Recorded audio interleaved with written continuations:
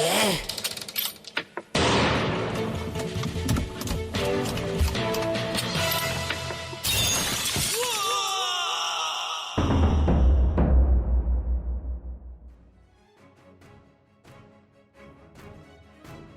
আজকে আপনারা শুনবেন মঞ্জিল সেনের লেখা চীনা পুতুল। গল্প পাঠে উপম সর্দার, বৃদ্ধর চরিত্রে আমি অঙ্কন হালদার। গল্পের পোস্টার ডিজাইনিং মিতা ডাকুয়া এবং টিম কপলেন। শুরু হচ্ছে আজকের গল্প মঞ্জিল সেনের লেখা চীনা পুতুল। ক্লাব ঘরে বৃদ্ধ ভদ্রলোকটির মুখোমুখি আমরা বসেছিলাম। ভদ্রলোকের চুলগুলি তুষারের মতো সাদা, গালের চামড়া কুঁচকে গেছে, দুহাত দস্তানায় ঢাকা। মৃদু কণ্ঠে তিনি তার কাহিনী বলছিলেন। আমার তখন যুবা বয়স, বাবা মা দুজনেই মারা গেছেন। তখন এত ঘিঞ্জি বসতি ছিল না, লোকজনের এত ভিড়ও ছিল না।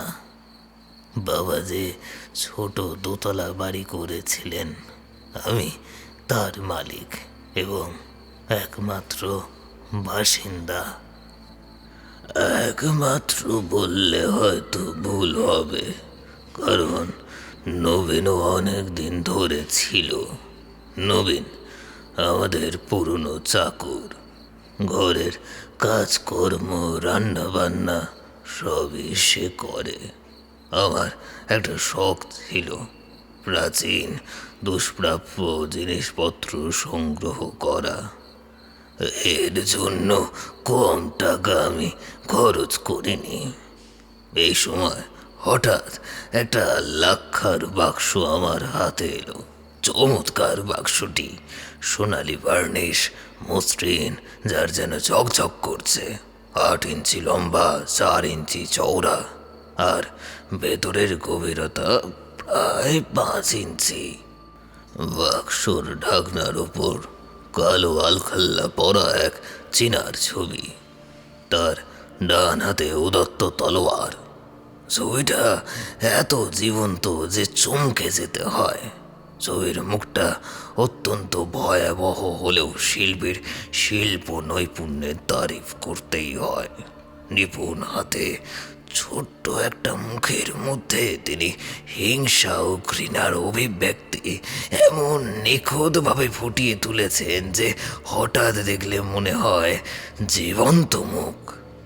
সময় ও কালের ঝড় ঝাপটা উপেক্ষা করে ছবিটা অম্লান হয়ে রয়েছে। বাক্সটা বাড়িতে এনে আমি দেখলাম ওটা তালা বন্ধ। দোকানে আমাকে কোনো চাবি দেয়নি, আমিও তখন অত খেয়াল করিনি।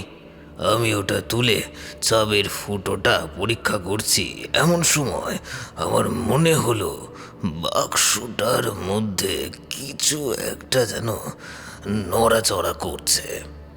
আমি একটু অবাকই হলাম, কারণ ওই বন্ধ বাক্সের মধ্যে কোনো জীবন্ত প্রাণী থাকতে পারে তা আমি ঠিক বিশ্বাস করতে পারছিলাম না।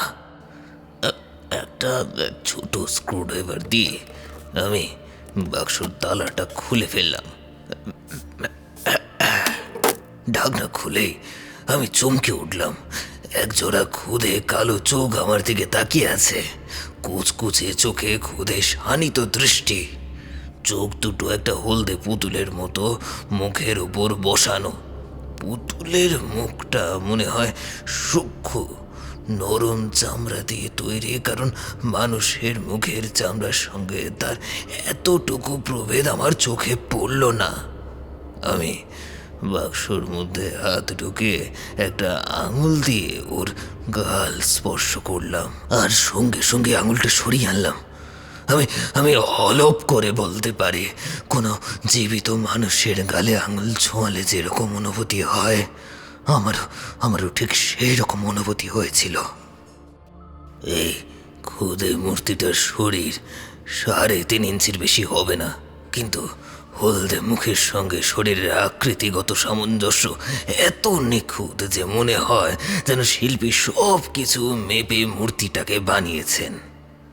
মূর্তিটার গায়ে কালো সিল্কের আলখাল্লার মতো একটা পোশাক, পায়ে জুতো, কোমরে একটা কারুকার্য করা তলোয়ারের কাপ। কাপের ওপর দিকটাতে তলোয়ারের হাতলটা দেখা যাচ্ছে। আমি দু আঙুল দিয়ে সন্তর্পণে হাতলটা চেপে ধরে তলোয়ারটা বের করে আনলাম। ওটা আকারে একটা দেশলাইয়ের কাঠের মতো, কিন্তু গোড়াদার। আমি ওটাকে আবার কাপে ঢুকিয়ে বাক্সের ঢাকনার উপরে যে ছবিটা ছিল সেই দিকে তাকালাম। আমার মনে কোনো সন্দেহ রইল না যে ওই ছবিটিরই অবিকল নকল হলো মূর্তিটা।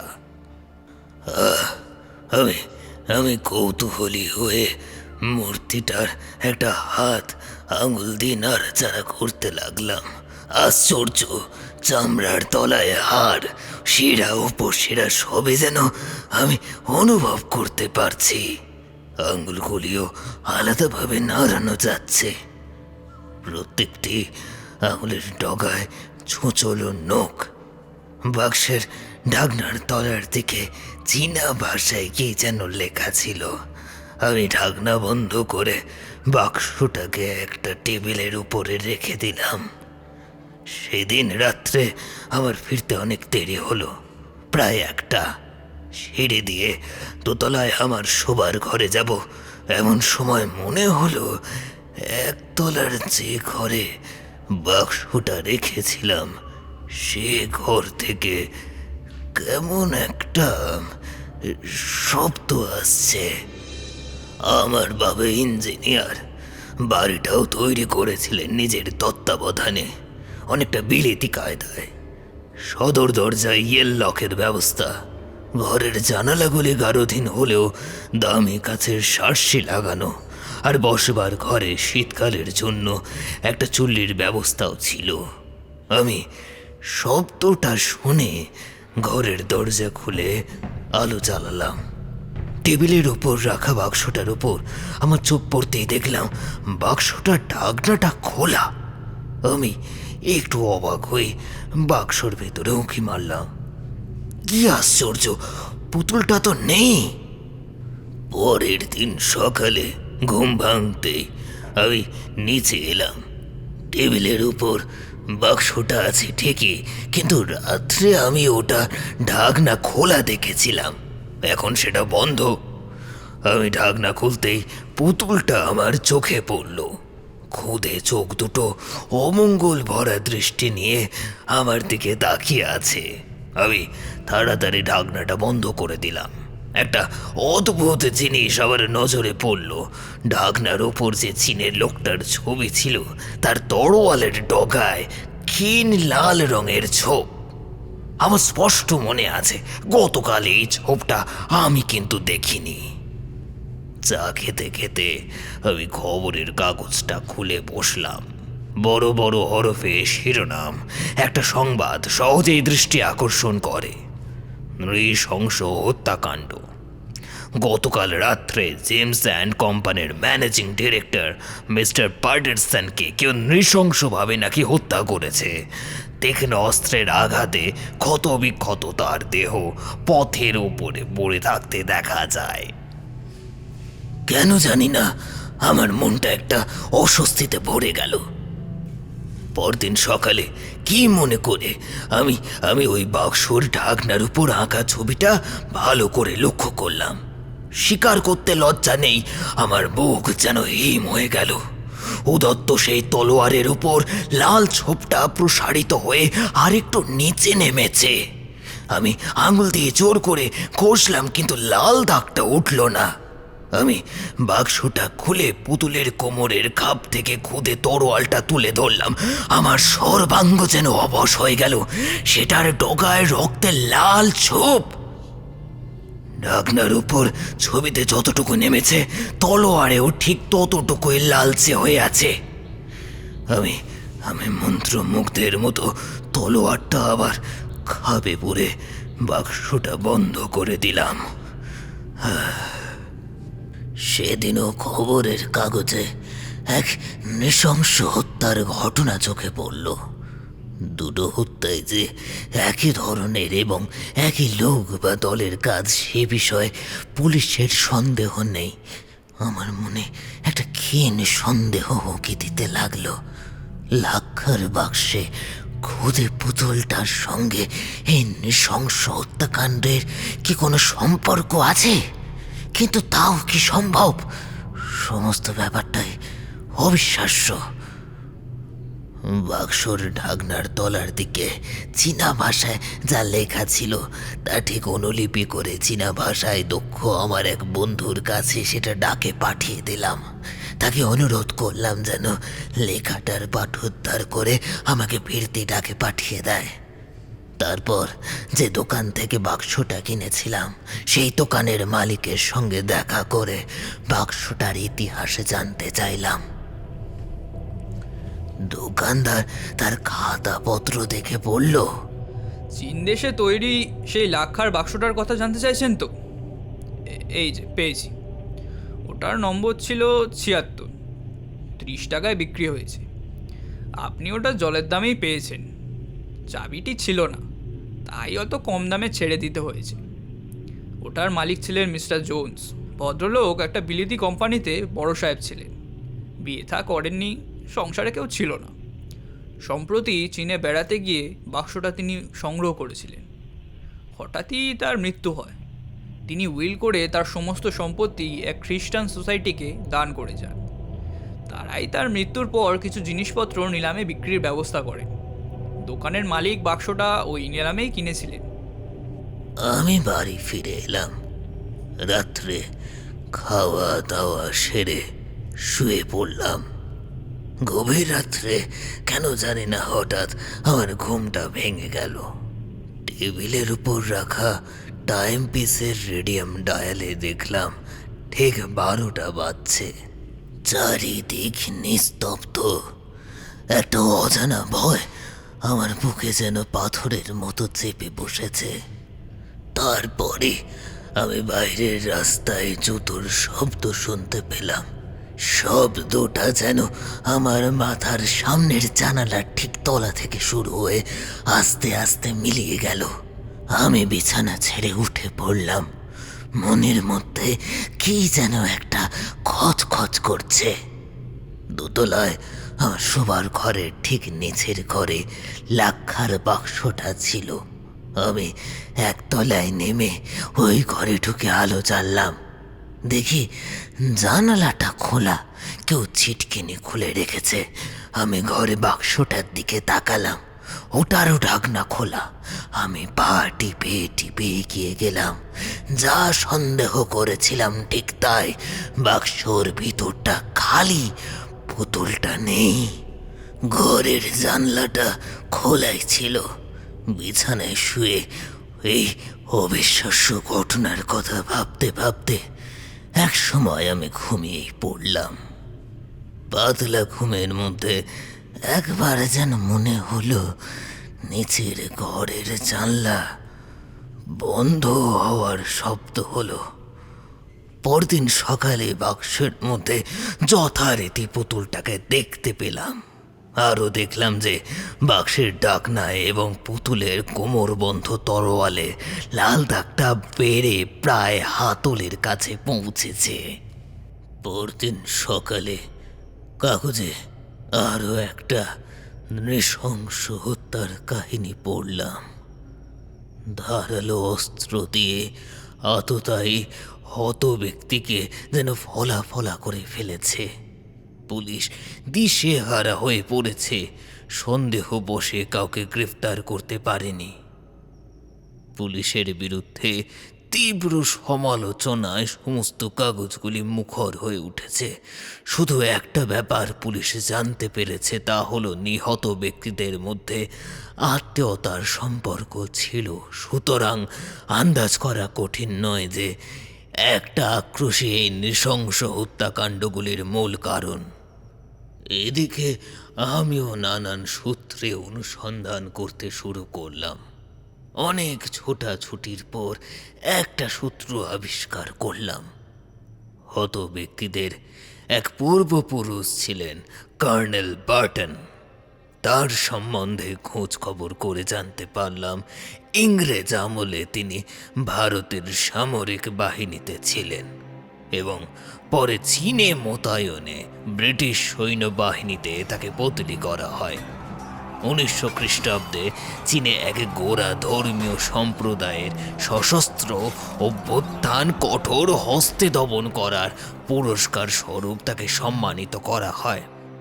1904 খ্রিস্টাব্দে হংকংয়ে এক অজ্ঞাত আততায়ীর হাতে তিনি নিহত হন। যেদিন এই ঘটনার কথা জানতে পারলাম সেই দিনই আমার বন্ধুর কাছ থেকে চিঠি পেলাম। তিনি চীনা ভাষায় লেখা লিপিটার পাঠ উদ্ধার করে পাঠিয়েছেন। আমি সেটা পড়লাম। আমি প্রতিশোধ নেব। আমার মনে আর কোনো সন্দেহ রইল না যে পুতুলটা মন্ত্রপুত এবং কর্নেল বার্টনের উপর বিজাতীয় আক্রোশ বসে ওই গুপ্ত ধর্মীয় সম্প্রদায় ওটাকে বার্টনের আত্মীয় স্বজন নিধনযজ্ঞে নিযুক্ত করেছে। আমি বাক্সর ডালাটা খুললাম। পুতুলটা যেন ব্যঙ্গ ভরা দৃষ্টি নিয়ে আমার দিকে তাকিয়ে আছে। আমি সেই দিনই মনস্থির করে ফেললাম বাক্সটাকে বিদায় করতেই হবে। ওটা যেন আমার জীবনে অভিশাপ হয়ে দাঁড়িয়েছে। বেশ অনেক রাত্রে বাক্সটাকে হাতে নিয়ে আমি বাড়ি থেকে বেরিয়ে পড়লাম। আমার বাড়ি থেকে চিতলা ব্রিজটা বেশি দূরে নয়। বর্ষাকাল, গঙ্গার জল দুকুল ছাপিয়ে গেছে, ঝিরঝির করে বৃষ্টি পড়ছে। ব্রিজের ওপরটা একেবারে ফাঁকা। সুযোগ বুঝে আমি বাক্সটা সজোরে গঙ্গা বক্ষে বিসর্জন দিলাম। জুপ করে একটা শব্দ হলো, আর ঠিক সেই সময় টালিগঞ্জ থানা থেকে ঢং ঢং করে মধ্যরাত্রি ঘোষণা করলো। ঘণ্টার ধ্বনি মিলিয়ে যাওয়ার সঙ্গে সঙ্গে নদী থেকে একটা চিৎকার আমার কানে ভেসে এলো। মানুষের চিৎকার। এমন সময় ঝমঝম করে বৃষ্টি নামলো, আর বৃষ্টির শব্দ ভেদ করে আরও একটা শব্দ আমার কানে ভেসে এলো। কেউ যেন গঙ্গায় প্রবল স্রোতের বিরুদ্ধে হাত পা ছুড়ে জীবন মরণ সংগ্রাম করছে। কয়েকটা মিনিট মাত্র, তারপরই আমি পায়ের শব্দ শুনতে পেলাম। কেউ যেন আমার দিকে এগিয়ে আসছে। একটা ভয়ানক আতঙ্কে আমার শরীর যেন অবশ হয়ে গেল। আমি দৌড়ে পালাবার চেষ্টা করলাম, কিন্তু পা উঠাতে পারলাম না। যেন নড়বার ক্ষমতাটুকু পর্যন্ত হারিয়ে ফেলেছি। বৃষ্টি জোরে পড়ছিল, সব কিছু ঝাপসা, আর সেই পায়ের শব্দটা ক্রমেই আমার দিকে এগিয়ে আসছে। ক্রমে বৃষ্টির মধ্যে দিয়ে একটা মূর্তি অস্পষ্ট আকার নিতে লাগলো। তারপর এক সময় দৈত্যের মতো চেহারার একটি লোক আমার কাছে এসে দাঁড়ালো। ওর বাঁ হাতে সেই লাক্ষার বাক্সটা। আমি বোবার মতো তার মুখের দিকে তাকিয়ে রইলাম। একজন চীনা, সাধারণ চীনাদের চাইতে অনেক লম্বা, চওড়া বুক কাঁধ, হলদে মুখে নিষ্ঠুরতর চাপ ভয়ঙ্কর ভাবে ফুটে উঠেছে। আমার ঘরে সেই পুতুলটার মুখই যেন আমি দেখছি। শুধু পুতুলটা অনেক গুণ বড় হলে যে মানুষের আকার নেবে, আমার সামনে দাঁড়ানো চীনেটা তাই। তার সর্বাঙ্গ সিক্ত পোশাক থেকে জল ঝরছে। আমার থেকে তীব্র দৃষ্টিতেও তাকালো, রাগে ফেটে পড়তে চাইছে। আমি মনে মনে ঈশ্বরের নাম জপ করতে লাগলো। এই বুঝি ও খাপ থেকে তরোয়াল বের করে আমাকে কোপ মারে। ওর হাতটা তলোয়ারের হাতলের ওপর নড়াচড়া করছে। একটু যেন ওর তোনামোনা ভাব। কিন্তু আমাকে বোধহয় ও নগণ্য ভেবে মুখে একটা তাচ্ছিলের ভঙ্গি করে হঠাৎ বড় বড় পা ফেলে অদৃশ্য হয়ে গেল।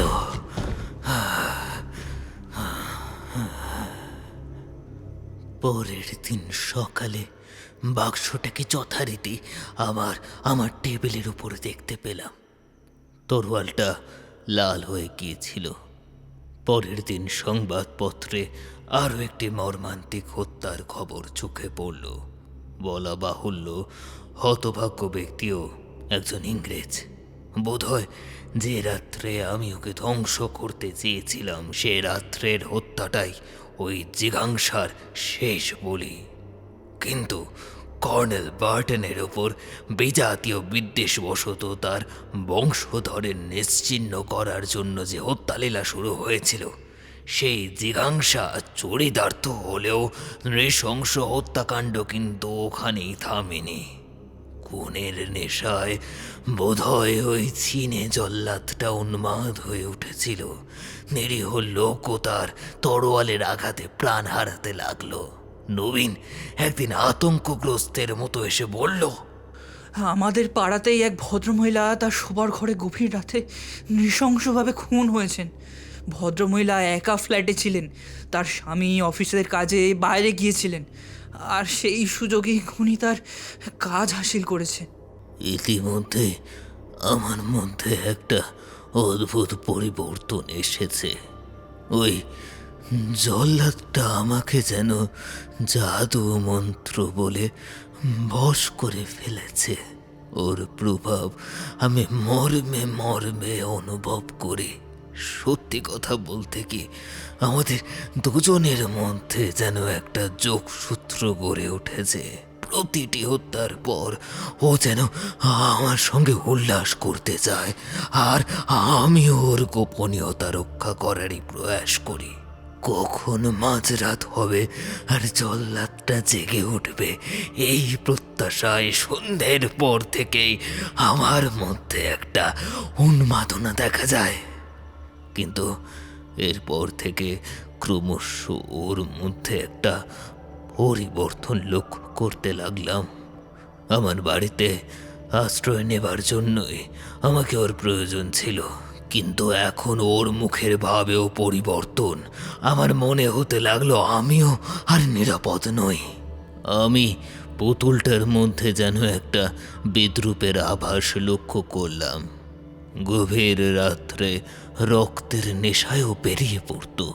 ফিরে আসার পর সাফল্যের আনন্দে ওর মুখ আনন্দে উদ্ভাসিত হয়ে উঠত। আমরা দুজনে হাসাহাসি করতাম। এখন কিন্তু আর ও আমার সঙ্গে হাসাহাসি করে না। আমাকে লক্ষ্য করেই হাসে বটে, কিন্তু সেটা সেটা উপহাসের হাসি। সেই হাসির মর্ম বুঝতে আমার দেরি হলো না। বুঝতে পারি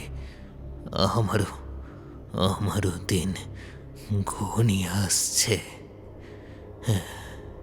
কিন্তু জল্লাদটা আমার বিচার বুদ্ধিকে আমল না দিয়েই ভুল করেছিল। রাত 12টার পর ও অজেয় হয়ে ওঠে, কিন্তু ভোর থেকে রাত 12টা পর্যন্ত ও যে অসহায় পুতুল ছাড়া আর কিচ্ছু নয়, এ সত্যটা আমার কাছে আর গোপন ছিল না।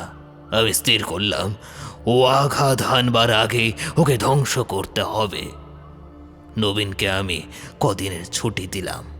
এক সন্ধ্যাবেলায় বেশ কিছু শুকনো কাঠ দিয়ে আমি আমার চুল্লিটায় আগুন জ্বালালাম। আগুন বেশ ভালো রকম জ্বলে উঠবার পর আমি লাক্ষার বাক্সটা সেই ঘরে নিয়ে এলাম।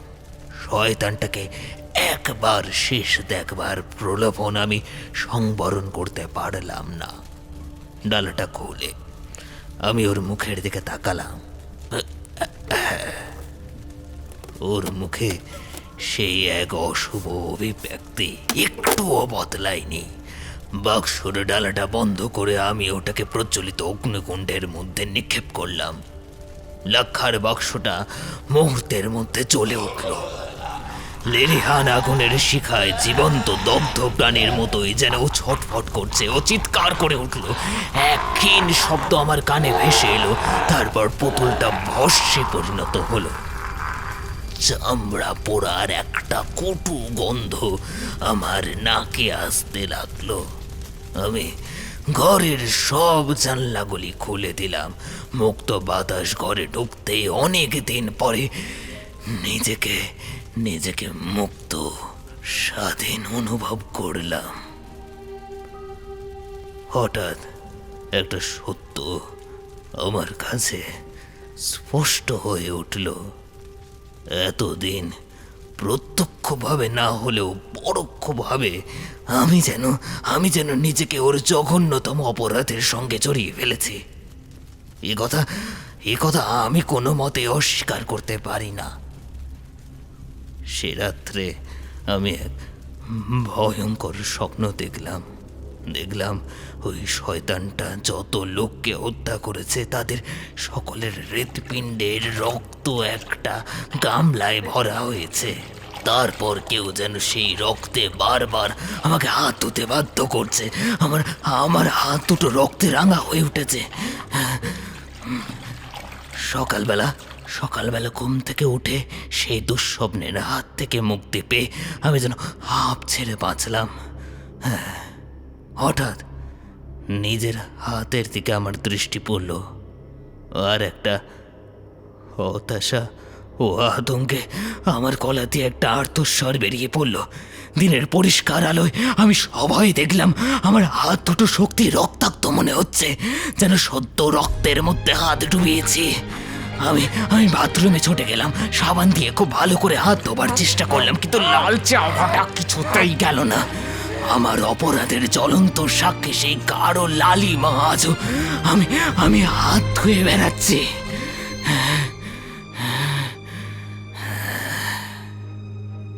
বৃদ্ধ ভদ্রলোক থামলেন। কিছুক্ষণ পর আমাদের সকলের মুখের ওপর দৃষ্টি বুলিয়ে বললেন, আপনারা আমার কথা হয়তো বিশ্বাস করছেন না, না ভাবছেন আমি এক গাঁজাখড়ি গল্প পেতেছি। হায় রে, তা যদি সত্যি হতো, কিন্তু আমার কাহিনীর এক মর্ণ মিথ্যে নয়। এই দেখুন। ভদ্রলোক টান দিয়ে দুহাতের দস্তানা খুলে ফেললেন, আর আমরা সবাই সবিস্ময়ে লক্ষ্য করলাম ভদ্রলোকের দুহাতের আঙুলের ডগা থেকে কবজি পর্যন্ত লালচে, যেন এক গামলা রক্তের মধ্যে হাত দুটোকে ডোবানো হয়েছে।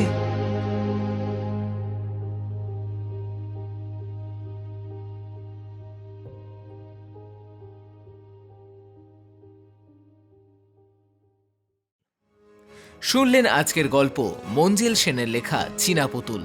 দেখা হচ্ছে ফের পরের সপ্তাহে আরও এক নতুন কোনো গল্প নিয়ে। শুনতে থাকুন গপ্পলেন, আপনার গল্পের ট্রাফিক জ্যাম।